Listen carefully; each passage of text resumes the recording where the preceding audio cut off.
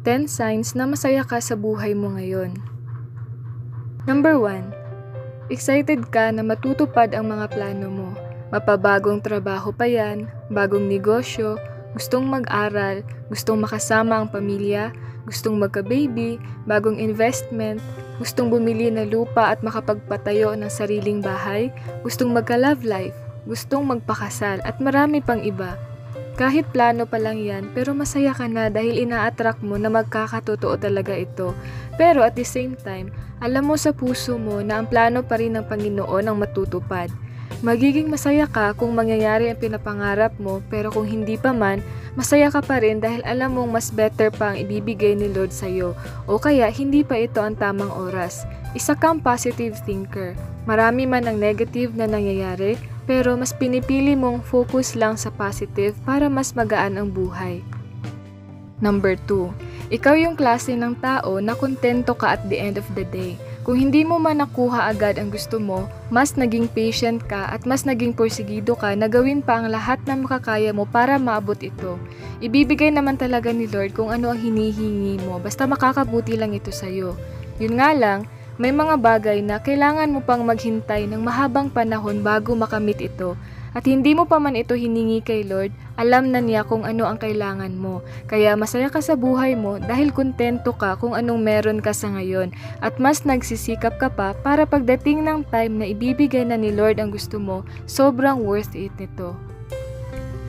Number 3. Hindi ka nagpapaapekto sa sinasabi ng ibang tao.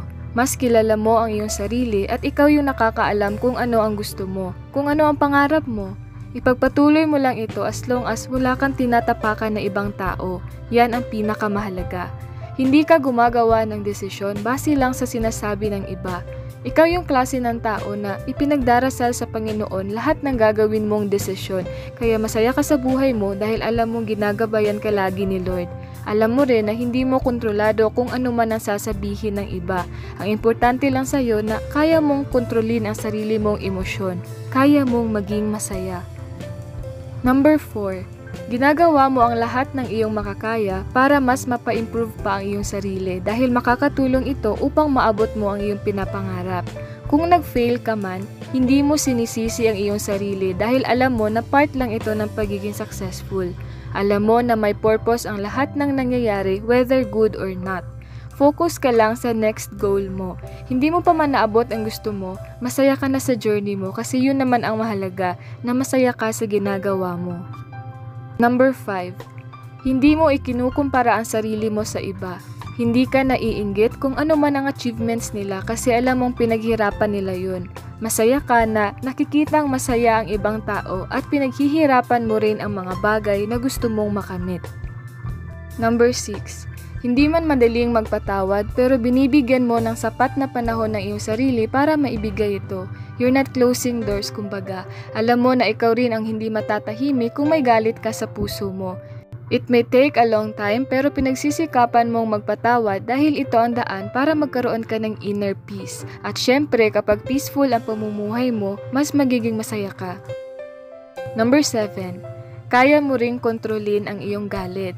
Mas gusto mo na lang umalis at huminga kaysa kung ano pa ang masabi mo. Hindi rin ito madaling gawin pero sabi nga, if you want to fly, you have to let go of the things that weigh you down. Mas nagiging masaya ka dahil kaya mong bitawan ang mga bagay na nagpapabigat sa loob mo at nagagawa mo lang ito dahil humingi ka ng enlightenment mula sa Panginoon. Kasi alam mo na nagkakasala ka rin pero ramdam mo na pinatawad ka ng Diyos.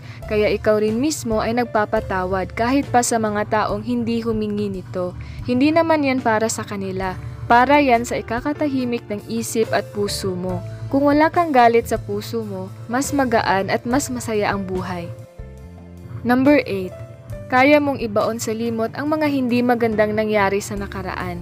Past is past at tanggap mong wala ka nang magagawa doon. Ang kaya mo na lang gawin ay iwasang maulit ito sa kasalukuyan. Tanggap mo ang iyong mga pagkakamali noon dahil may natutunan ka naman at kaya mong mag-move on para makapagsimula ng bagong buhay na masaya. Mahirap man itong gawin pero nakakaya mo dahil pinagkatiwala mo ang lahat sa Panginoon.